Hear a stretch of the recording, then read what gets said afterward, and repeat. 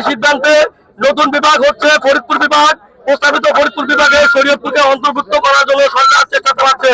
আমরা 1985 সাল থেকে এই শরীয়তপুর জেলা ঢাকা বিভাগে আছি, ঢাকা বিভাগে থাকবো। শরীয়তপুরের শরীয়তপুরের বানাবে শরীয়তপুরের সর্বস্তরের জনগণ, সর্বস্তরের রাজনৈতিক ব্যক্তিত্ব, সাধারণ জনগণ। আমরা শরীয়তপুরে থাকবো, এই আমাদের আশা, এই আমাদের ব্যক্ত। আমরা ফরিদপুরে যাবো না, আমরা ঢাকা বিভাগে থাকবো। কারণ ঢাকা বিভাগ আমাদের সুযোগ সুবিধা ঢাকা বিভাগের সাথে, এবং আমাদের ঢাকা বিভাগের দূরত্ব কম, ফরিদপুর বিভাগের দূরত্ব অনেক বেশি।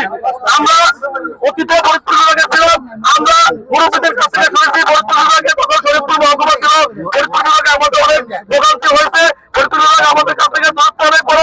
ফরিদপুরের সামাজিক সংস্কৃতির সাথে আমরা অভ্যস্ত হই। আমরা ঢাকার সাথে দীর্ঘদিন ছিলাম, ঢাকার সামাজিক সংস্কৃতির সাথে আমরা অভ্যস্ত, এবং ঢাকা বিভাগ আমাদের নিকটবর্তী এবং ঢাকা বিভাগে আমরা থাকবো। এই রোদ্দুর অপেক্ষা করে আপনারা যারা এই আন্দোলনে একত্রিত হয়েছেন, ঢাকা শরীয়তপুরকে সমর্থন করেছেন, নিজের জেলাকে, নিজের অস্তিত্বকে, নিজের ভাষা সংস্কৃতিকে, নিজের সম্প্রীতিকে বজায় রাখার জন্য, ঢাকার সাথে বলবৎ রাখার জন্য আজকে যারা একত্রিত হয়েছেন তাদেরকে ঢাকা শরীয়তপুরের পক্ষ থেকে আমি আন্তরিক শুভেচ্ছা ও অভিনন্দন জানাচ্ছি। মানুষের সিদ্ধান্তের বাইরে গিয়ে যদি এই অন্তর্বর্তীকালীন সরকার কোন সিদ্ধান্তে উপনীত হয়, তাহলে ওই সিদ্ধান্তকে আমরা বুড়ো আঙ্গুল দেখাবো।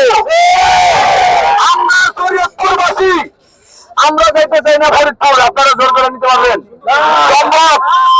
আমাদেরকে জোর করে অন্য কোন বিভাগে নেওয়ার দুঃসাহস দেখাবেন না। সরকারকে বলে দিতে চাই, স্পষ্ট ভাবে বলে দিতে চাই, সুতরাং যেভাবে ঢাকা বিভাগ আছে সেভাবেই থাকবে।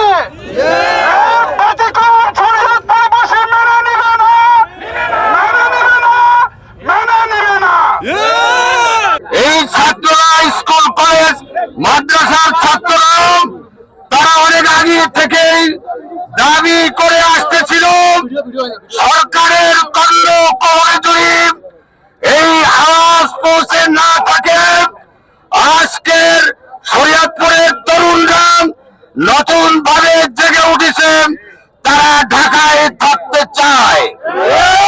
সম্মানিত উপস্থিতি, আমি আরো সরকার বাহাদুরকে বলতে চাই, আপনার যেই কাজ আছে, দেশের গুরুত্বপূর্ণ কাজ, আপনি সেটি করুন। সুতরাং ঢাকা থেকে যদি শরীয়তপুরকে বিচ্ছিন্ন করা হয়, তার খেসারত এই সরকারকেই দিতে হবে। আন্দোলনের দাওয়াল কোথায় গিয়া পৌঁছবে সেটা শরীয়তপুরের তরুণরা এই মুহূর্তে এখনই বলতে পারবেন না। আমি তরুণদেরকে ধন্যবাদ জানিয়ে সামনে যে কোনো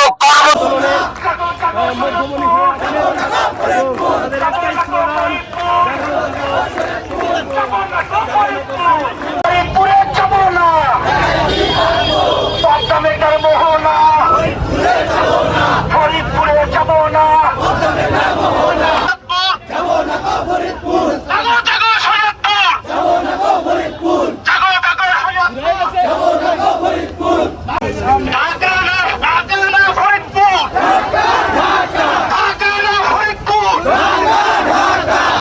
সংস্কারের নামে যে বিভাগগুলোকে নিয়ে সংস্কার করার চেষ্টা করছে, তার মধ্যে আমাদের শরীয়তপুরকে নিয়ে তারা ছেলে খেলা শুরু করেছে। আমরা বর্তমান সরকারের এই ছেলে খেলা কখনোই মেনে নিব না। আপনারা জানেন শরীয়তপুরবাসীর প্রাণের দাবি, আমরা ঢাকা বিভাগে ছিলাম, ঢাকা বিভাগেই থাকবো।